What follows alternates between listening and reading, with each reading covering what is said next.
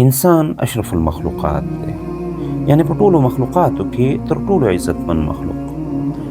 کائنات ټول د انسانانو د فایدې لپاره پیدا شوي. دغه عزتمن مخلوق څنګه ولې د بوتانو عبادت کول یې پیل کړل؟ دا چې په عربو کې د بوتانو عبادت څنګه رواج شو، په ننني ویډیو کې پرې غږېدلی یو.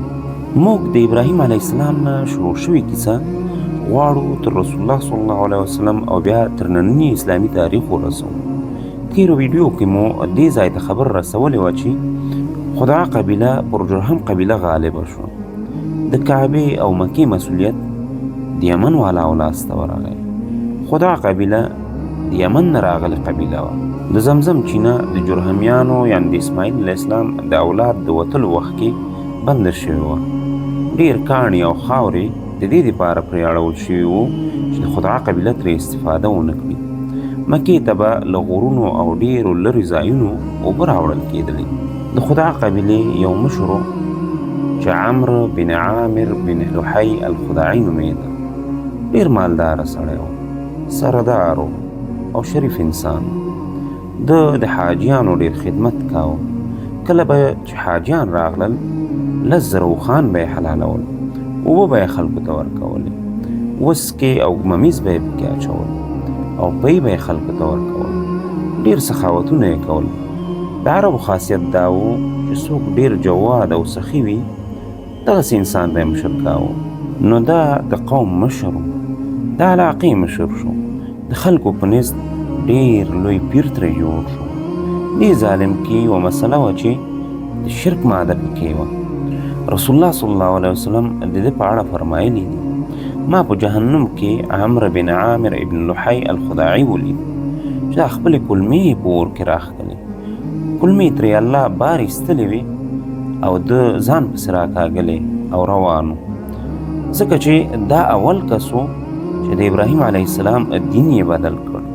د ابراهیم علیه السلام او اسماعیل علیه السلام دین د الله عز وجل یوازې بندګي وه.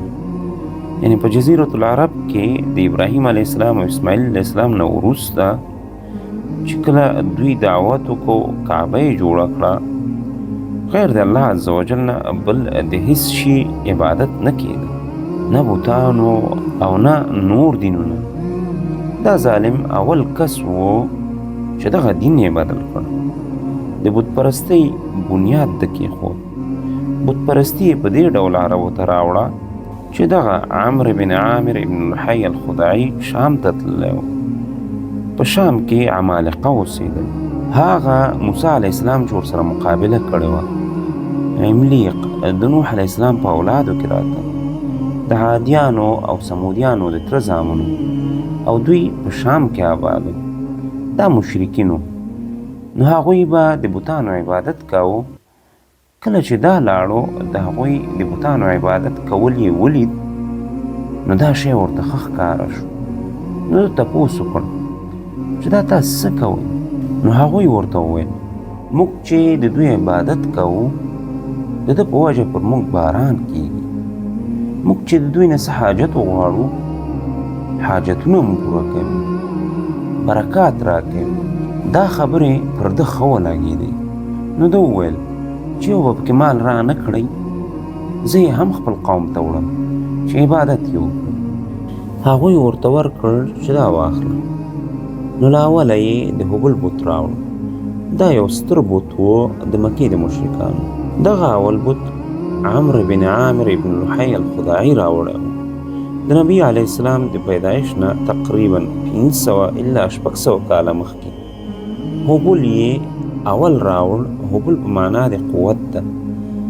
دا هغه بت و چې دوی به د طاقت لپاره استعمالوه. دوی به دا فکر کاوه چې هبل هر رنګه طاقت انسانانو ته ورکوي. د ځان نه یې یو وهمي عقیده جوړه کړې وه. هبل یې راوړ، په کعبه کې دننه کېښود. هبل د عقیقو د کاڼ نه جوړ شوی و. یوه ورځ د هبل خلاص مات شوی و.